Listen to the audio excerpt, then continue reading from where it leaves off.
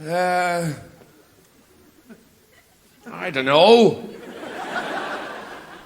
You know, you come in wanting stuff. I don't know what you want. I don't know what anybody wants. I don't know what I want. Yeah. You say that. I get that, you know. Where's the cake? Cake is the language of love. I don't see any cakes in the building. You know, people say that to you in your life. You go, I love you, I love you. Yeah? Give me a fucking eclair. No, we don't need to eat anymore anyway. You know, people in English-speaking nations generally don't. Even the poor. We're all overfed. Eating is a purely recreational thing now. So why fuck around with soup or chicken or any of that stuff? Just cake. I live in Scotland. Have you been to Scotland? See, that's the exact same number of people as answered that question in the affirmative when I ask it in England. And English people don't go up there. It's nearly half the country, and they don't go up. And you say, why don't you go? And they go, oh, well, you know, it's very dark and dreary. Because they get so used to the crocodiles and the tropical storms down there in England, and they... Dark and dreary, you can't understand the accent, the food's disgusting. A lot of violence, a lot of drugs, people injecting temazepam into each other's stumps. And otherwise I'd go, you know, and... It's nonsense anyway. It's a beautiful accent in Scotland. There's a lot of Scottish people here in this country. You know the voice, you've heard it before. It's very easy to understand. Before I was in Australia, the last place I was in Glasgow. I was in an off licence, buying some cigarettes, blending in with the local women and children. And there was a young man in front of me, very friendly, with a whole case of beer balanced on his stomach. And he turned around to me and he said, a ging a gang a hanging hoogie. And I didn't quite know what was on offer, but that doesn't stop you joining in a conversation. You just take out your best middle-class smile, you know, and go, ha ha ha ha ha. He could have been asking me anything, I don't know. It's kind of an abuse of a smile, though, really, because smiles are important. They should be used for, you know, when you really mean something, or you feel it very deeply. This is just one of those, please don't kill me, I'm just off a train smiles. And Scottish people are quite bigoted about the English. You know, I have to remind them of the incredible English sophistication and tolerance and sense of humour, which they need to deal with their impotence and pointlessness. And there is no point being sensitive about where you're from because it doesn't matter, you know? I mean, Irish people very recently were voted one of the ugliest people in the world. That didn't bother me. It just made me look a bit harder at Irish people. I can see what it's about. We're a pretty rugged bunch. All Irish people look like they're trying to hide other people inside them.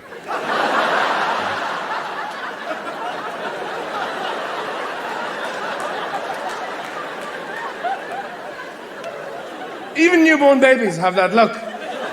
Like they've had a serious go at an international rugby career at some point. It doesn't matter. At all. You know, everybody's in the same position. Trying to look for something, anything to believe in. Here, you have, your Prime Minister has an approval rating of 75%. Which is, what's he doing? Nobody ever gets 75%. Is he coming round at night with a pot roast, touching you on the knee and telling you you've lost weight? What's going on?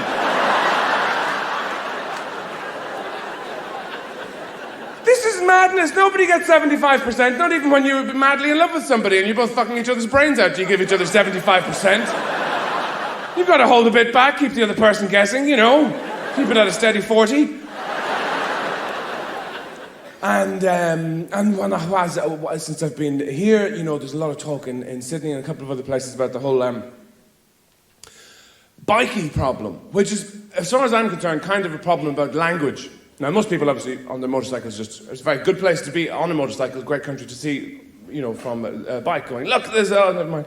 And because it's, you know, goes on for ages. And you get a few people who happen to have motorcycles, but who are mainly violent lunatics. Who would be violent lunatics if they had a kite. And, or just a rubber duck, they'd still be insane. And the thing is, you can't deal with the problem because of what you call them, because you call them bikies, which is a really Australian thing where you diminutize everything. You know, you make an E, everything, you put a little E on everything. You address the problem like that. Oh, it's a bikie! He's coming at me with a knifey. I'm in the morgue. And then you do this other weird stuff, like with really words that are really short, you make them unnecessarily longer. Like, yes, you turn into, yeah.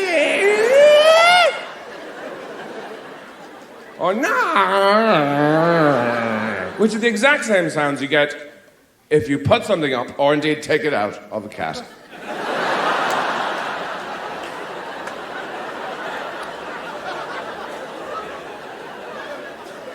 And language here is it's kind of worldwide. It's the same here as it is in lots of Europe as well. It's much more Americanized. You really notice that now. 50 years, 20 years ago, 10 years ago, people would have said, somebody would have said something like, well, I was quite nervous about seeing him actually, but in the end he was very quick to reassure me and we had a lovely evening. Now, that's just become, I was like, he was like, yeah.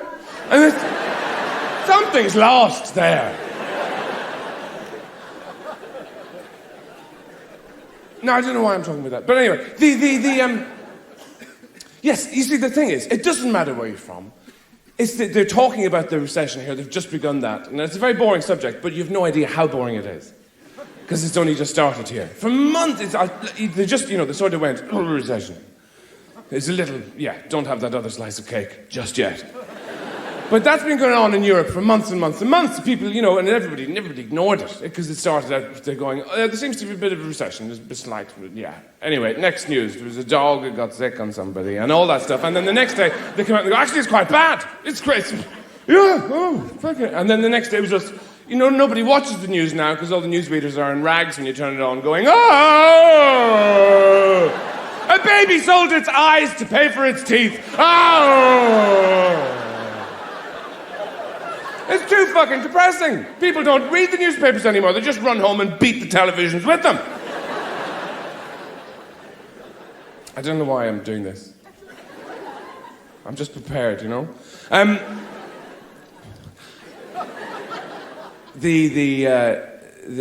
know. I mean, I don't. My mind is going anyway. I've been here a long time. I've been on the road for too long. I know I have, because I was in a supermarket the other day, and I saw this tiny, heartbreaking can of beans. And it really made me want to cry. I just thought, how old or sick or small do you have to be to need those beans? And it was on a high shelf, you'd be climbing the ladder for days just to get at those 4 beans. These are beans that somebody else would have to feed you because of the huge accident you just had, You pop them in with a bean shooter through the gap in a person's teeth when they're up in plaster of Paris lying in the bed there. You go, 1 bean for every day in the week.